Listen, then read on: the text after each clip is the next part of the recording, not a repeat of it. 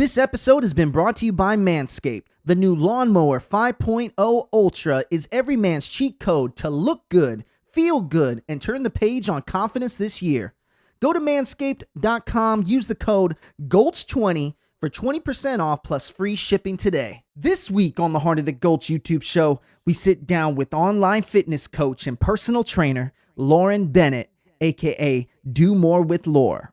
In our Walk the Line episode, Lauren hooks us up with a small glimpse of her Do More with Laur fitness routine. Let's check out the episode.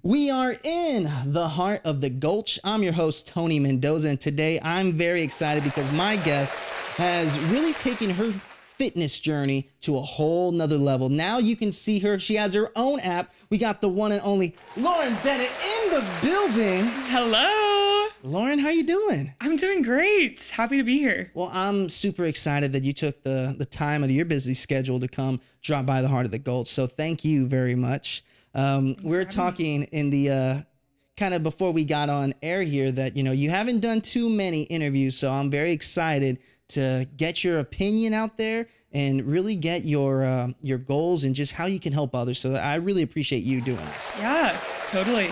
Okay, so let's break out the easy thing first, right? So obviously we go to the same gym, and that is one thing that I've noticed, that in the gym, there's a lot of people that have so many concerns about what to do in the gym. And I'm curious to know, when you first got into fitness, what was the one thing that you're most nervous about doing? I think just people look at you a certain way when you're a personal trainer. You know, it's like they want you to have all the answers. So like, I think for me, I was just most nervous not to be able to deliver like all the questions that someone would have for me. And so, you know, when you start in fitness, it's like, it's intimidating. You know, the gym is like super scary place that if no one has ever stepped into the weight room before, especially for a woman, they're overwhelmed. They're like, oh my gosh, like this is so scary. They feel uncomfortable. Their body language is a little bit meek. Am I cut out for this? Like, am I going to be able to like be that safe place for people to come to? I think it's different for men, you know, because men tend to put up like a face maybe in the gym, or like that they have all the answers. But for girls, it's different. You know, it's like they might feel insecure about their body or anything. So anyway, I feel like I hold myself to like a high standard. I want to make sure people feel comfortable around me. And I'm informative, I'm knowledgeable, but I'm also a safe place for them. So I think that it was just a lot of like pressure, I think, when I first started. Well, you know, I could say this. So I don't know what it is, but when guys versus ladies in the gym, two different worlds. And I think it starts off when we are kind of embedded like in middle school, right? So in middle school, a lot of guys will play football. I played football. So we were always around competitiveness and, you know, got little kids' testosterone out here. But, you know, when women go into the gym, a lot of times I realize that they really focus on training and their journey. A lot of times it seems like girls really take the time to learn everything first before they jump into it. Were you the same way? When I started training other people, I had been weight training myself for 2 years. So like at that point, I felt confident enough to be able to train another person. But when I first started my weight training journey, what was it, like 3.5 years ago? Oh my gosh, I was like so scared of the gym, and especially Quantum. I was like, this place is scary. They're like, everyone in here like knows what they're doing, and like I like did not want to step foot down there. But yeah. You know, for the people that are watching this, because we have people watching this from all over the country, and one thing, Quantum is a gym that's located in downtown Nashville in the Gulch, and it is basically just a place where not only do people lift weight there, they always have a weird large following, a lot of people that are there. Yeah. And also they're just, people take their health and fitness very serious in that gym. Yes. So I can understand the reason why I actually moved to Nashville, and the location that I moved to originally was because of Quantum. Oh, wow. 100% it was because of Quantum. Yes. So I looked for that type of environment. Why Quantum of all places, first off? Well, the gyms in Nashville are slim pickings. There's really not much to choose from. So I was like, it also does weirdly motivate me to go there though, because like everyone in there is so fit, you know, and you're like, I want to look good like like everyone else in here. So you kind of caught the bug. Yeah, I did. Really? I guess you could say. When you started your journey and do you remember where you were physically? Where would you place yourself physically? Kind of normal? Yeah, I was normal weight, you know, but looking at me, it was like I was kind of that skinny fat look where I didn't really have a lot of muscle definition on my body. I've always been athletic. I played football. I played volleyball my whole life. So I've always been athletic, but I didn't have really any muscle definition on my body. And I always knew deep down, like in my heart, actually when I moved to Nashville 3 years ago, I was in a full ride cycling class. And in that moment, in that full ride cycling class, I was like, I need to go into fitness. I don't know how I'm going to do it. But in that moment is when I just decided to start lifting weights. My older sister, she had kind of gone through the same kind of body recomp process where she had been lifting for a while. She looked amazing. Like, I remember this was like 4 summers ago, we were on the lake and I was like, girl, what are you doing? Like, I need to be whatever you're on. And then that's kind of when she actually sparked that passion in me. She was like, well, I've been like lifting weights 5 times a week. Like, you need to try it. And so that's kind of what started it for me, was just kind of that, like, seeing her and then the full ride cycling class. And then it all just kind of clicked. Well, you know, let's break the stereotypes real quick. Okay. So first off, when anybody sees you, they probably first initially think like, hey, you're probably just have really good genes. Right? That's usually what people will say. Right. And then also they'll say, well, someone in your family is probably into fitness or something like that. There's a lot of assumptions when people see someone that's fit. But, you know, going back to college, because I kind of want to get to know you a little bit more. Which college, if you don't mind asking? University of Georgia. Oh, really? Go Dogs. Wow. Why Athens? I'm from Georgia. So my brother played football at UGA, and then my sister went there too. So that was just always kind of like the school that I was like bound to go to. Okay, so now it really makes sense why the sorority thing was definitely high up on the list. Yes. The SEC, for some reason, just has... It's crazy. It's all sorority driven. Yes. Are you partaking in the TikTok sorority thing? No, my Not gosh, at all? no. Well, it's funny enough because when I went to UGA, I rushed and I was like, what am I doing? Like if anyone is listening and has been through the process of rush knows that it's like freaking ridiculous. I mean, maybe some people like it. I thought it was the stupidest thing ever. And then when I rushed Zeta, I ended up dropping like, I think like 7 months into it because I had to pay for it. My parents weren't paying for it. And I was like, I can't afford this. Also, I think this is stupid. So I dropped, and then ultimately just I became friends with all the athletes anyways. It just kind of was like a natural fit for me. How long has sports been in your family? All my life. So I do come from a very athletic family. Like my parents are both super tall. My mom ran track in college, and like my brother played football in college, like I mentioned, and my sister swam. So we're all very athletic people, but like and if anyone follows me on Instagram, like knows, they see my before and afters. Like I didn't just like come out the womb like this. You have to work for it. If you had to say your top 3 favorite things in the gym, what is it? Like exercises? Let's say that encompass, you know, active lifestyle. What are your 3 favorite things to do? Got you. Okay.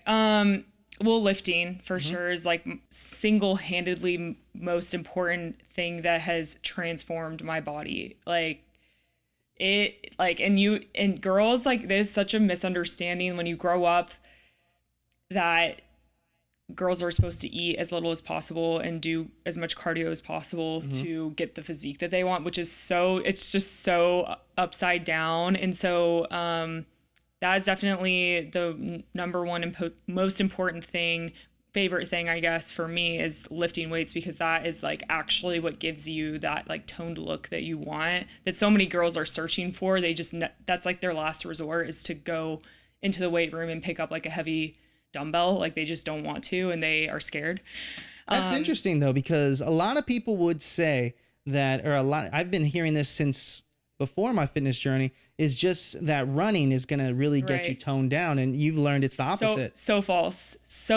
It's in like, and I speak from experience because I believed that when I was younger, you know, coming from volleyball and sports and everything, and then going into college, it's just like, that's what everyone was doing. All my friends, it's like they're eating lettuce for lunch and then they go on the Stairmaster for 45 minutes. And it's like, it's so unhealthy, but I know like the listeners, I'm sure, can resonate with that, because that's like, that was just the culture, and it still is. It still is among a lot of people, believe it or not. But I'm not surrounded by those types of friends anymore, but like I definitely was in college. And so, you know, now it's like I eat so much food, I'm eating like all this protein, I'm lifting weights, and it's like, you know, you see my before and afters, and it's just crazy. So yeah, lifting has definitely just transformed me.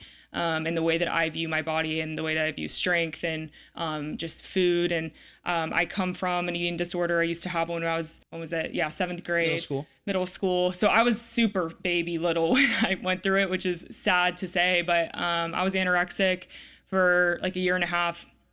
And I was like 80 pounds. I was 5'9", like I was a rail. I literally was skin and bones.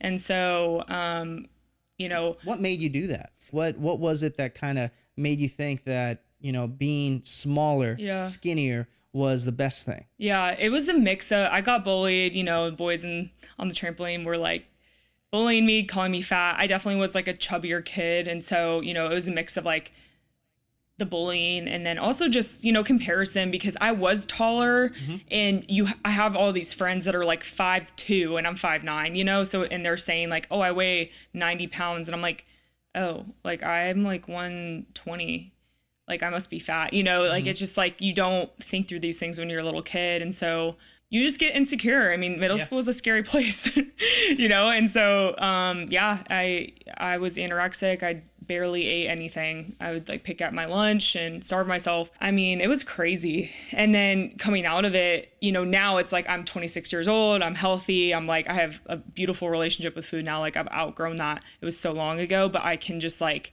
resonate with so many women who go through that, because I know that there are a lot of girls that go through it so much later in life. Like I've been healed from that for so many years now, but then I talk to girls that are like going through it now in their 20s, you know? So it's like, I hope that I can be that voice for someone to be like, hey, I went through this before, you know, but like food is like fuel. And the more that you move, the more that you can eat. Like, because I'm so active and because I'm walking every day, I'm hitting 10K steps. I'm lifting 4 days a week. I'm running outside. I have to fuel my body. And I'm able to eat more. I get to enjoy it because I'm so active. Fitness isn't only how you look. Oh my God. It's how you feel. Oh my God. And how it makes you feel. So, but you know, let's keep on that journey of that struggle point, right? Because when we talk about feeling, sometimes we don't feel like we want to go to the gym. And then there's sometimes saying that, hey, I'm going to skip it this day. Today, in your current journey and how you're training today, do you feel like it's okay if people miss a day or 2 days just to get their mental right? Oh, for sure. For anyone listening that's struggling with like being consistent, after you get past those 90 days, like let's say it's your goal to like go to the gym like 4 or 5 times a week, and you stick to that every single week, and then the 90-day mark comes, it's going to be really hard to break that habit, because now it's like a part of your lifestyle. And to me, I actually made a post about this recently, but like the physical pain that your body goes through when you're lifting, and then in turn, the correlation, how you deal with hard things in life mentally. So like, you know, going through adversities in life, going through hardships, going through emotional pain, you become better and stronger going through those things in your life because you lift weights. Isn't that crazy? Like there's actually like a high correlation between that. It's like, let's say like something terrible happens and someone passes away unexpectedly, or, you know, you actually are like better equipped to deal with that pain inside of you because you've been through it physically. So it's like I work out in that way. Yes, of course, like to be active and to take care of my body for longevity, to age better, but also like because it is like I can feel in my brain how much better I deal with problems and like my anxiety and everything else. You know, so going back to what you're saying about all these things and all these processes it takes. Now, my girlfriend would say hormones play a huge factor. So it does. So can you elaborate a little bit on that? Yes, Just totally. how much it can alter someone's body and how maybe it doesn't give them the right momentum in the gym. Yes.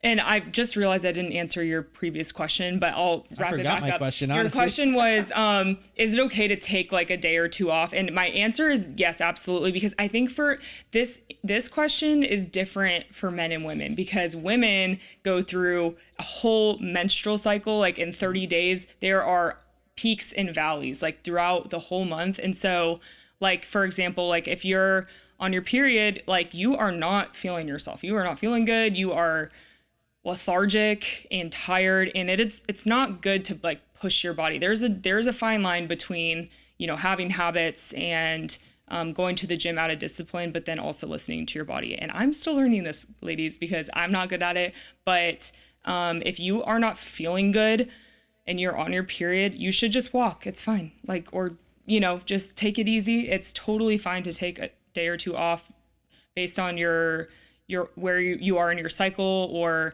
if you just aren't feeling good, you know. But you got to be careful, because it's like, don't do it out of like, I just don't want to, you know. There's a difference like with discipline and listening to your body. So, but no, totally, I take like 3 days off all the time when I'm on my period. And you know, and that's it's an interesting statement, because it's like when we think about being active, right? I'm kind of in the same boat as you, and maybe out there you guys are the same way.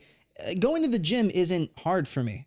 It's, right. It's not even like you said, it's a non-negotiable. It's a no-brainer. And it's not because we're trying to say that we're just used to going to the gym. It's part of our daily life. That 90 days, like she just said, that is just a part of our lives. We go to the gym a lot. Now, what isn't, at least on my agenda, is eating well. I am terrible. If I I will tell you what I just ate. I ate Panda Express.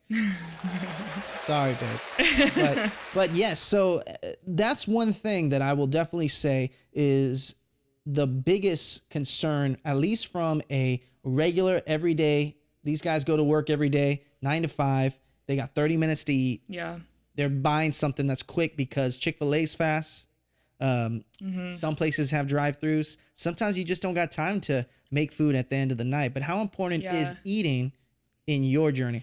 Nutrition is probably like 80% of it, unfortunately. So that's why it's like, I can talk about working out all day long, but if you go home and you're not eating properly, like it's all for nothing, unfortunately. So yeah, nutrition is literally 80% of it. But I used to be in the 9 to 5, so I understand how it can be hard if you're in the office and you don't have time. Like, I get that. But one thing that has been life-changing for me is meal prepping. So like every Sunday I'll go to Kroger, I'll get all my groceries, I'll make a big bulk of chicken, sweet potatoes, all my veggies for the week. And so I know exactly what I'm eating for lunch every single day. And it doesn't have to be bland, by the way. It doesn't have to be boring. It's not your typical just regular chicken, white rice. Is it white rice typically? Or what's in a meal prep for you for a week? Or what are you using this week? So this week, so every week's pretty much the same, but for lunch I always eat like a spinach salad that has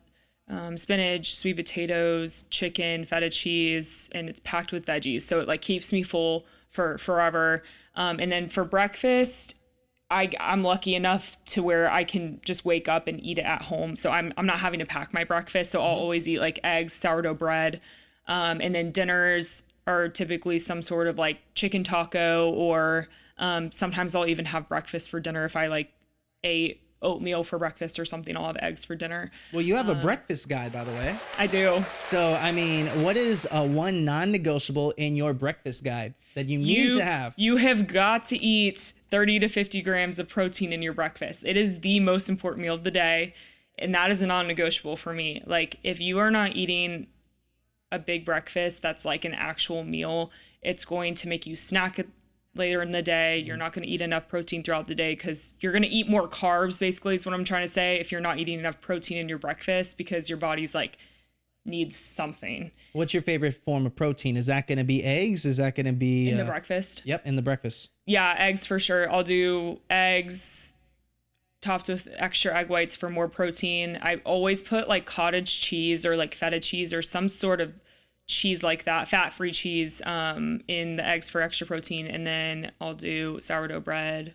avocado. You could also do like protein oats. So I like to do protein powder in the oatmeal to give it an extra 30 grams. And then you're just going to have to get my breakfast guide to hear the rest. That you can find on the link below. Now, I'm this is something that I've always wondered, because as we grow older, right, we obviously have different obligations, right? And I want you to talk to me as if I was a person on the other screen over here that doesn't believe they have what it takes to get started. What's the best way for them to get started, baby steps? Yeah. I think my piece of advice for someone that is just like so down bad, doesn't know where to begin, is lost. I think it's really important to get an accountability partner. So like whether that is a personal trainer, so someone in your area that can help educate you on how to go into the weight room and use the equipment. It's really important to make sure that you're doing it right and you know what you're doing when you walk in there. So like maybe you invest in getting a personal trainer. I think is 110% worth the money to get a personal trainer. If you are like that unknowledgeable, like it's totally worth it. So get someone that can hold you accountable. And you can start small by even just walking. So if you're like not even doing that, walking is one of the best ways to just get your steps in. And I'm lucky because I'm surrounded by so many friends that are in the same type of lifestyle as me. So like I have like friends that like to run, and I have friends that I go to the gym with. So it's like, to me, it's just like fun. It's easy because I'm like, I have like a girlfriend that likes to do the same things as me. Let's like go for a run. Let's go, on a hike.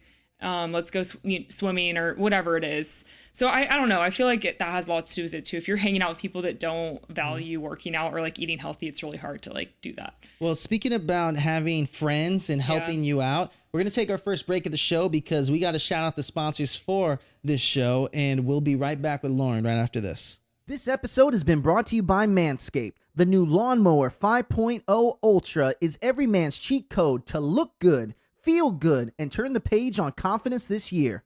Go to manscaped.com, use the code GOLTS20 for 20% off plus free shipping today. Okay, so I got a couple funny questions to ask, and I'm so curious to know. First of all, what are the 3 pet peeves you have in the gym? Be honest. I'm a big superset girly. So for those of you that don't know what a superset is, it's basically like 2 exercises that you do back to back, little to no rest, and then you rest. So like I'll do a lot of like leg press, and then I'll get up and I'll do like a body weight walking lunge or something. And so like I'm like boom, boom, boom. Like I'm in and out, kind of like what we talked about when I walked in. Like I'm in and out when I go to the gym. I don't like when people are on the leg press or any machine and they're just sitting on their phone for 5 minutes in between sets and they're just hogging it. So that's definitely a pet peeve of mine. Okay. Because I'm like in and out, efficient. What's another pet peeve? I don't like when people try to talk to me. Like I'm so like, yeah, again, I'm all about efficiency. If like there's a guy that comes up, I'm like, thank you so much, but like I do have to go. What are those conversations like, right? Because I can only imagine girls and guys are 2 different things in the gym, right? And it just seems as if that I think the guys that just religiously work out don't necessarily talk to anyone.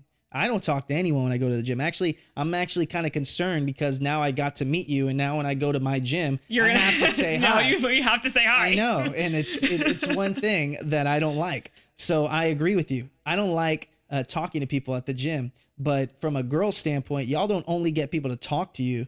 You get people trying to give you advice. That's right. If someone tried to give me advice, I would be like, please stop. And then what about, have you ever had to shut anyone down at the gym before? Yes. How does that conversation typically go? I've been single for a while now, not anymore, but I was for a couple years. So I would just be like, I have a boyfriend. Oh, that's a good way to do it. Alone. Yeah, I like that. All right. Now, talking about run clubs, Nashville doesn't seem like an Austin when it comes to run clubs. No. For some reason, I don't know what it is about the TikTok thing. It's because this city is so cliquey, and I don't know how else to put it. I feel like Nashville's starting to become kind of like LA. Like, you move here for your next big whatever. There's all these TikTokers coming here now, and like everyone's trying to become famous. And I say that. No one wants to just live. Yeah, exactly. Like, and I feel like with Austin, when I think about Austin, I've never been to Austin, Texas, but I feel like when I see those videos, or like all these, the run clubs are like popping off in Austin right now, and everywhere else, it seems so They're like trying to do it here really hard. It seems so wholesome and pure, and like everyone's like genuinely like wants to get to know you. But like in Nashville, it just doesn't seem that way, because I feel like everyone moves here for something and then they leave, you know, and then there's like all these different pockets of people in their 20s that like are trying to become TikTok famous, and they're just consumed with themselves and their clique. I don't know. Do you know what I'm saying? 100%. Because I think one issue that Nashville has is that we have way too many transplants too quick. So 100%. When you think about your hometown, where is your hometown? Georgia, Alpharetta, Georgia. Alpharetta, Georgia. I like that area too. Yeah. But people that are born there kind of stay there. So there's always this like natural, like wanting to just make friends. Yes. Nashville is starting to turn into what can you do for me? Exactly. That's why it's LA. That's why it feels like LA. And it's tough that way. But I mean, some people don't know how to just relax and have fun. And the run clubs here in Nashville aren't really popping off like they are in Austin, it seems. But precisely. But you like to run. I do. You love on your, and let's move this to social media real quick. So talking about social media, how active are you on social media? Is there your own algorithm you like to keep up on social media? So yeah, I try to post at least 3 times a week. And, you know, they've kind of changed the algorithm now to where it used to be like, you got to post every day, you know, put out as much content as possible. But now it's like, as so long as you are putting out valuable content to your followers that people are actually saving and engaging with, it doesn't really matter how much you're posting. So like, I just try to do like 3 really solid posts, like something that they look at my post and they're like, oh, like, wait, I'm saving that because I want to try that recipe, or, oh, that's like actually a really good tip I've never thought about before in the gym, or, you know, I'm going to try that workout later this week. So, yeah, I just try to add real value. Got it. To my followers. And that's, what do you remember do you remember when you first started to really post on Instagram? How did you, for the people that are watching this, that want to start posting their own stuff, okay? How did you break from that imposter syndrome of you being that person that's filming? How did you break that to now you're constantly looking to film your content that you're doing throughout your day, but it didn't start off like that. So how did you tell yourself in your mind, like, okay, this is something I really want to try. I might be that girl.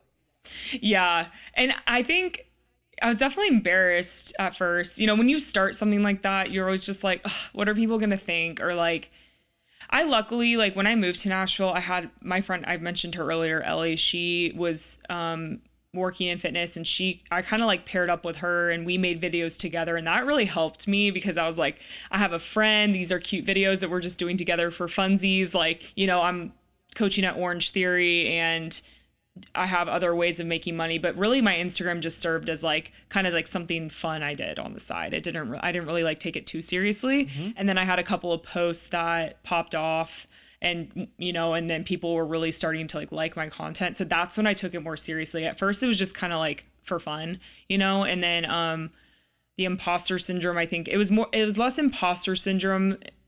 It really, I think starting my account, empowered me to really want to learn more about fitness. So like when I first started, I was like reading so many books. I was listening to so many podcasts every day. I was like asking questions. I would go to the gym and I would like pick everyone's brain at the gym that I worked at. Like, what do you think about this topic? Tell me about your experience with this. Like, I was just like a sponge when I first started. I was like absorbing so much information and like taking notes and like brain dumping on my computer, typing everything out.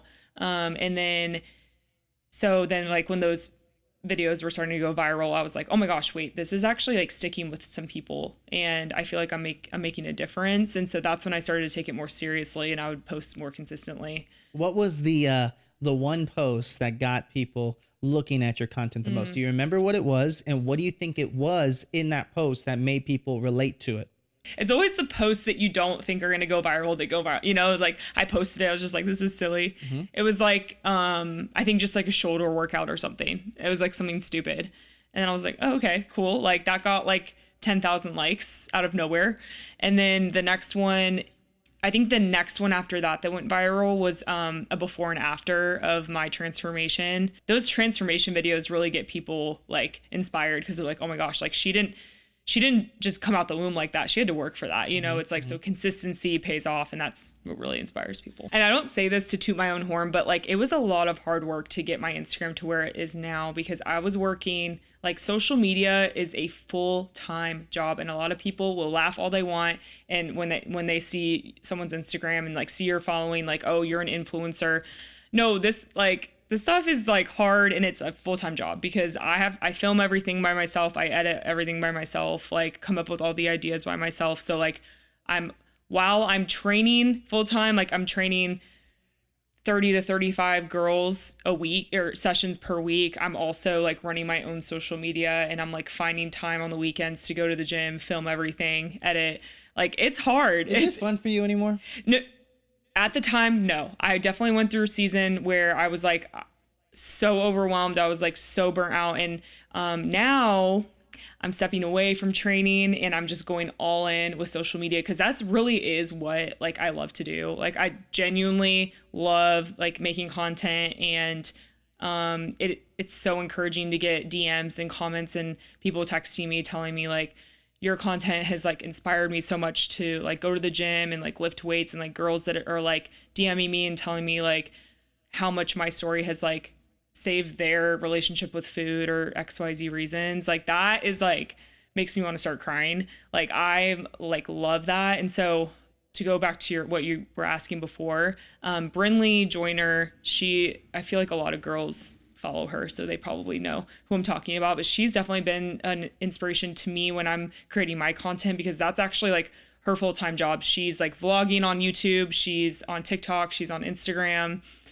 She does it all, and she also owns her own like swimwear on top of it. So she's like a boss woman, and her husband like work together. And so her life is honestly just an inspiration, because she's like lives in Florida, and she has this like super active lifestyle where she's like riding her bikes like along the beach and going swimming all the time. And anyway, I romanticize her life. I want to be near the beach like her. But so we talk about social media isn't real life, right? Yeah. So when we see our favorite influencers living this life, right, and we start to fantasize what it would be like for us to live that life, right? So we're playing. It's almost like you gotta be careful. It's a double-edged sword there, because I think when I think of your Instagram, you do a very great job of showing your workouts, but also on your story, show you running, showing you being active, right? And people look at your Instagram and fantasize your life for them. Yeah. So as crazy as that sounds, it's all just going one by one, right? And what I'm curious to know is when you have those days of not wanting to work on social media, and those days that you rather just, have you ever wished that you didn't start just social media and just, do you remember what it was like to have a social media without it being work? Yeah, exactly. No, because I don't remember. No, I know what you mean. I forgot what it's like just to post a picture. Right. Yeah. No, I feel like, well, because I mean, to give a little bit of background on me, when I graduated from college, I worked in corporate America for 2 years. So I was a recruiter at Northwestern Mutual. I wore a black suit, I wore heels, and I carried a briefcase, and I sat in my little cubicle, and I wanted to pull my hair out. I just knew that that was not for me. I was like, this is like draining my soul. Went into marketing, similar kind of experience with that, where it was like a desk job. It was a little bit more casual in terms of like attire, but you know, I didn't like being told what to do. I knew deep down that I wanted to work for myself. And so like, every time I think in my head or complain about any problem I have now, I'm like, yeah, but I don't want to go back to that. And I'm like, so praise God, I don't have to go back to a desk again, like I'm just so great. I'm so humbled. I'm so grateful. I'm so blessed that I get to do what I do for work, and stepping into personal training and being able to be on my feet, be client facing, interact with my girls. Like that was just, I learned so much in that experience. I soaked it all up. I loved it. And then now stepping into social media full time, and my app, launching my app has been, it's just the next season for me. And I'm so ready and I'm so excited because I don't want to live in Nashville for the rest of my life. I do want to move. I don't see myself raising a family here. So I always told my family, I was like, I feel like I'm glued here because my clients are here, and how am I going to make a living? I'm going to have to rip the Band-Aid off and start, my name somewhere else in a new city and get clients. Like, how am I ever going to do that? And so I'm just so grateful for the opportunity to do social media and pursue it. Let's talk about the app real quick before we go on to these questions that I got for you. So, what is the inspiration for the app for hopefully being able to transcend outside of Nashville? Yes. Yeah. The app has been a great way for me to have more reach, because a lot of my followers are not in Nashville. Obviously, they're all over, not even in the US. And so anyone can download it. And it's really just a way for me to give people easy access to my workouts and my recipes and macro education and everything else. And so it's really easy because it's, it's a one-time purchase and it's low ticket. So, you get the videos of me doing the exercise, the reps and the sets.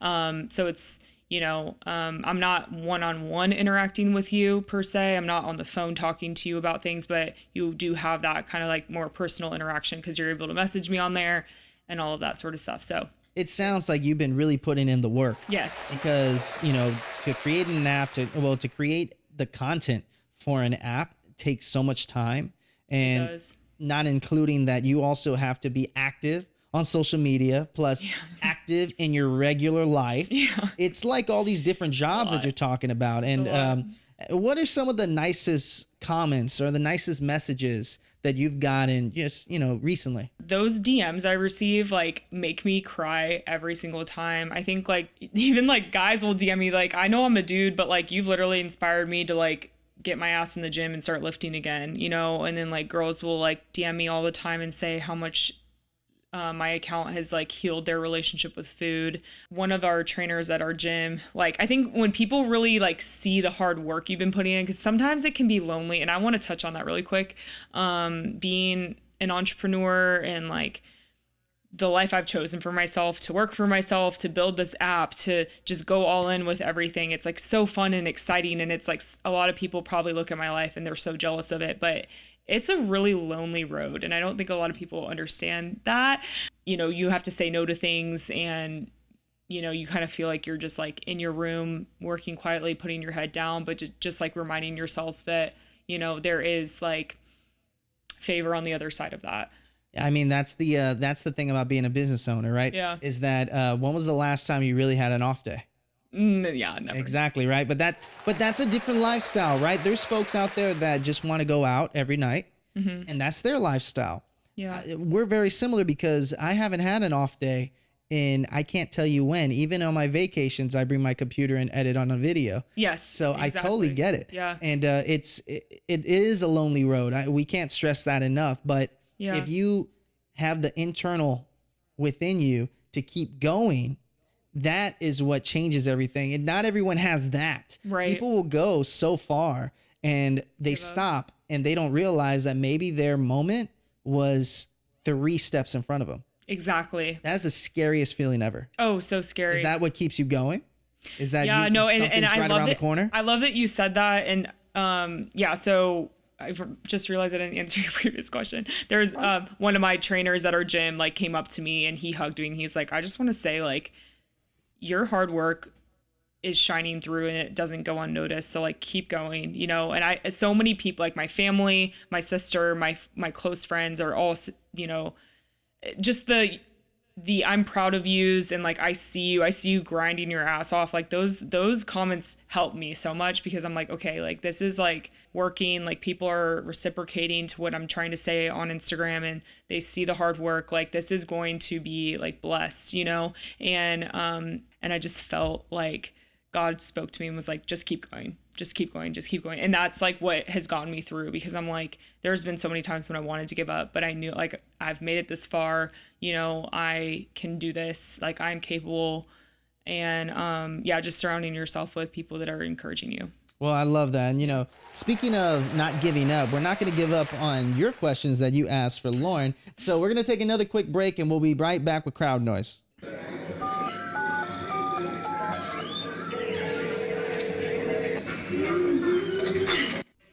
I know people get into fitness for different reasons. What was your biggest motivator? Biggest motivator getting into fitness for me, when I moved to Nashville, got coffee with Ellie, talked to her, picked her brain on Orange Theory and becoming a coach. I was like so excited. I was like, wow, I feel like I could really make a difference in this community and have a voice for women and talk about how lifting has changed my life. And I just really had a heart for that. I had a heart for women. And I think like coming from my eating disorder, coming from body dysmorphia, coming from XYZ reasons, I think that definitely motivated it too, and like wanting to have a voice, because growing up I'm the youngest, and I feel like maybe all my life I kind of felt like I was suppressed in that way because I was always told what to do and didn't really like have my voice in life. So I feel like fitness was kind of that for me. Are you at this point, are you doing this for you or are you doing this for them? Both. I mean, yeah, I'm doing it for me because I feel empowered, because I feel like this is something I'm actually really good at. And I've noticed my own body, it's like worked. Like, it's like I've got the formula down. My body has transformed, my before and afters. Like, I can coach and preach on this all day long because I know how it works. And it's like something that is, I'm very passionate about, truly, like to my core. But I'm doing it for everyone else because it's like, they can do it too. They can do it too. Yeah. So that's what I was trying to get at, because notice how much life has kind of evolved for you as your body evolved. Yes. Your body evolved, and now everyone out there, myself included, are wondering what the answers to the test are. Yes. Get outside. Yeah. Go run. Go do. Well, you don't have to run. That's what I learned today, is that maybe lift some weights. Maybe be outside. It's changing your mindset. It is. I mean, what are before we get into this next question here, you know, what are a couple ways that people can change their mindset? I like this question because it's always like, think about it as, I don't have to do this, I get to do this. You know, like thinking about working out is truly a privilege. It is a privilege that you get to wake up in the morning and move your body. Like, not everyone can do that. If you have a healthy, able body, like, you are so privileged and blessed. So like, use your body, like your body is a temple, like treat it that way. Treat it as a vessel and like something that you are feeding well for longevity purposes. Do you want to age well? Do you want to look good? You know, and then move your body because you can and you're able to. So for me, the mindset's always just like, I get to do this every day. Maybe I don't want to, but like the discipline's there, the habits are set in place. So like, it's a non-negotiable. All right, well, let's go on to another question. During your fitness journey, did you notice anything specifically that you saw the biggest change with? Was it your diet? Was it the exercises you were doing? Or was it just a combination plus time? It was definitely a combination. Before I lifted, but it was like it was the Barbie weights, you know, it was like the 10 pounders. I never touched a barbell or did like heavy compound lifts, like a barbell back squat, a deadlift, Romanian, like all the heavy compound lifts that you see people doing, hip thrusts, all of that, like never touched that. So that was definitely the biggest factor. Heavy compound lifts, like learning how to do those without injuring yourself is like the most important thing. Number 2, nutrition for sure. Because that, like I said, it is 80% of it. So like learning how to actually eat is so important. Are you going to choose the hard of like eating for convenience and hating the way you look and not feeling good and feeling lethargic and like you're always bloated and you're tired? Or are you going to choose to go to the store and meal prep on a Sunday? It might take 2 or 2.5 hours, but at least you know what you're eating and you know it's clean and you're going to feel so much better. You know, it's like, choose your hard. Okay, lining up the questions real quick because I got 3 more questions before we're out of here. And the first question I got is what is in Lauren's headphones when she's working out? Oh, great question. So glad you asked. I have a whole Spotify playlist if you guys want to follow it. It's on my Instagram. Post Malone for sure. I love EDM. I feel like my playlists are all over the place. Like I've got like 21 Savage, like some like, what is your song that you play in your headphones when you're pissed and you're going to the gym and you're mad? Those are my favorite lifts. Oh. Those are my absolute favorite. And I know what I'm going to say, but I want to know what you're going to say. You got to have a song. When I'm mad? Yeah, when you're just like, first of all, do you go to the gym upset? All the time. Do you love those lifts? Yeah, they make me feel better every time. Yeah. Every time. Yes. Every time. Where's my note? There. Okay, so come on, give me that song. What is that song to play? I always play my songs that make me happy though. Like really? So like okay, Paper Planes is like one of those songs for me that's like never gets old. Like I'll like a song that I love. Like I'm trying to think. Like Go Flex by Post Malone. Okay. Like songs like that are just like I love this song. That makes me happy. Okay, so my last two questions. And everyone knows that I asked this question. Maybe there's a person that wants to start their fitness journey, but they're scared of how it's going to look if they post about it. What kind of advice can you give those folks to say, go out and do it? Imposter syndrome is a very normal and real thing. I think everyone kind of goes through it in some capacity, and even for me walking into the gym, I remember feeling really insecure when I first started because I was like, everyone's looking at me. Everyone's like judging me that I don't know what I'm doing. And I felt like I had to put up like a face, every time I walked in there. Cause I was like, I want to make sure people think that I know what I'm talking about. Cause I do, but you have to kind of fake it till you make it. I think every entrepreneur kind of goes through that. 100%. You have to fake it till you just do. Heart of the Gulch always says we. When there's no we, it's me. Yeah. And it's that fake it till you make it thing. Cause I love that you said that. Like I told you when we were not filming here, this is me just talking to you. Everything's going to change, but it's up to you if you're willing to let that change happen. And if you're going to go all in on your journey and your business, get used to this. Yeah. Get used to the lights. Get used to the cameras. Get used to people like me hitting you up. Yeah. It's wild, ain't it? It's so wild. Yeah, but that's fun. No, but it's really cool. And thank you for saying it. Cause it's like you put your head down for so long and you're so in the weeds, and then it just means a lot for people to say that. Like, no, wait, actually, let's like pause for a minute and like celebrate because this is a big deal. I mean, it is a big deal. Yeah. Now, back to my last question. So this is 2024.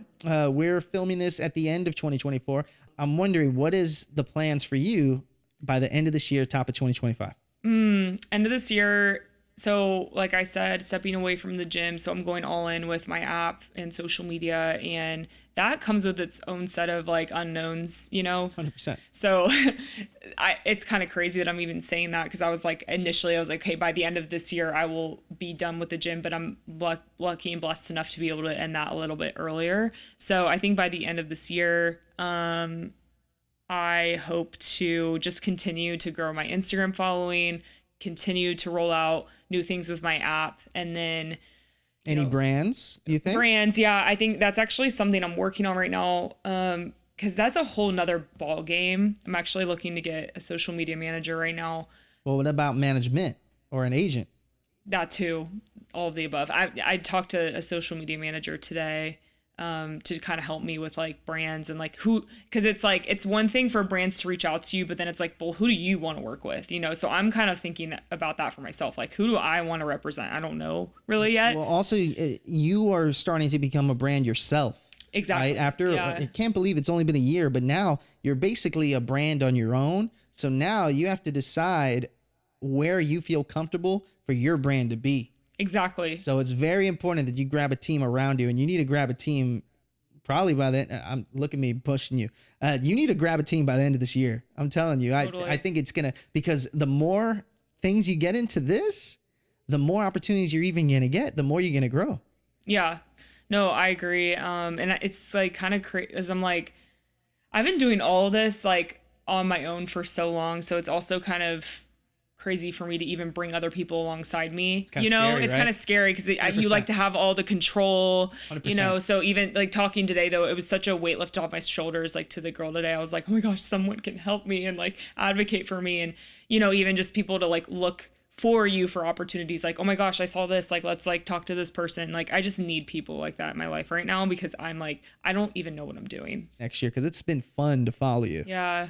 So now, the section, my last part of the show, we have a section called Walk the Line. That's where I go behind the scenes on what you like to do. This is why we're a YouTube show, because we're not on Spotify or anything like that. These guys see what you look like and they want to see what your day looks like or some type of form of that.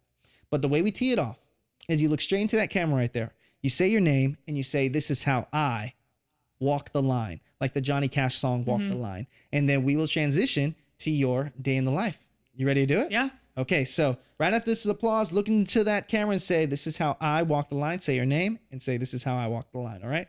And 3. What's up, guys? I'm Lauren, and this is how I walk the line. My mission is to help women become the most confident version of themselves through weight training. Strength training has completely changed my outlook on my body and what it can do. It has healed my relationship with food and how I view myself. I have found freedom through strength training, and I want to help other women find the same empowerment that I have. I believe health comes from the inside out, and I am motivated by helping others become their best mentally and physically. I specialize in building to tone. Achieving a lean look starts with building a strong body. So together, we'll achieve this through functional strength and athletic style training. So if you want to build to tone, let's get started.